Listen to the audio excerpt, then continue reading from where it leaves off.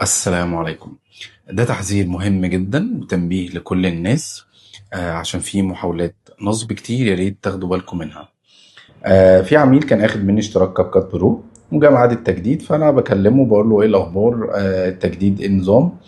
فقال لي والله صراحة انا لقيت سعر ارخص بكتير جدا وانا اشتركت اوريدي. فحبيت استفسر منه، قلت له السعر كام يعني اللي انت رحت عشانه؟ فقال لي لا ده انا اشتركت ب 100. قلت له 100؟ طيب ده رقم قليل جدا ومش منطقي اصلا يعني. فقلت له طيب ماشي تمام، طب ممكن تبعت لي سكرين شوت من الاكونت اللي انت اخده او البروفايل؟ المهم بعت لي، لقيت ميعاد التجديد هو 7 ايام بس، هو المفروض اخد شهر. فبالتالي هو دفع 100 جنيه، ولا اخد على اساس ان هو ارخص، ولا اخد الخدمه كامله، ولا الاكونت اشتغل. فانا قلت له على المعلومه دي، روح كلم صاحب اللي انت اخدت منه، كلمه قال له في كذا كذا كذا كذا، وبعت له سكرين. فجاء عمل له بلوك ومش عارف يوصل له تاني. ودي مش اول مره. حد تاني كان مكلمني من فتره على الاسعار وكده، فانا قلت له سعر، كان عايز سنوي.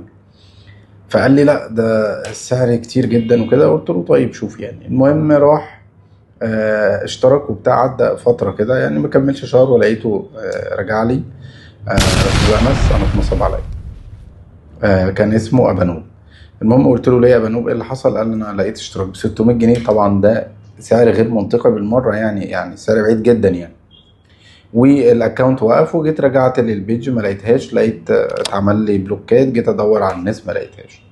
فده حصل وبيحصل، وللاسف ناس ياما بتيجي تقول كده. والمشكله ان ده بيصعب الشغل علينا من كتر الصفحات اللي بقت بتعمل كده، وتعمل بلوك وخلاص شكرا محدش يعرف عنها حاجه. فده بقى بيصعب لنا شغلنا. الناس كلها تقول لك ايه الضمان يعني، ما انا ايه اللي يضمنني؟ تمام. فانا عايز الناس كلها تاخد بالها وهي بتيجي تشتري اي اشتراك او اي حاجه عموما، يعني لازم تاخد بالها من حاجات كتير. يعني مين اللي بيبيع لك ده؟ انت عارفه ولا لا؟ اتعاملت معاه قبل كده ولا لا؟ لو اتعاملت معاه كذا مره تمام. طيب نفترض ان انا اول مره وما اتعاملتش معاه، ايه اللي بيحصل؟ ابقى عارفه مثلا طالع هويته ايه، عارف البروفايل الشخصي بتاعه مثلا، عارف صورته، مش اي حد والسلام. تالت حاجه، في سابق شغل وسابق خبرة وناس كتير اتعاملت معاه. دي برضو حاجة مهمة لازم ناخد بالنا. واخر حاجة يكون مثلا في ريفيوهات للناس اشتغلت معاه، مش قافل الكومنتات على الفيسبوك، مش قافل الحوار بتاع الريفيوز على الصفحة. يعني يكون يعني انت تتحرى بس شوية وتدور، ومش دايما تروح للارخص. هو الارخص ده هو بيشدك بالسعر، بيشدك عشان يجيبك، وبعد كده ينصب عليك او ما يديكش الخدمة كاملة.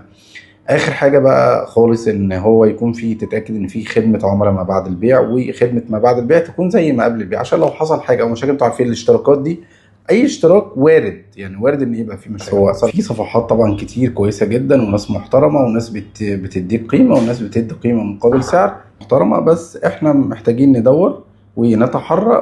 وشكرا جزيلا، وربنا ييسر لنا وييسر لكم الاحوال ان شاء الله.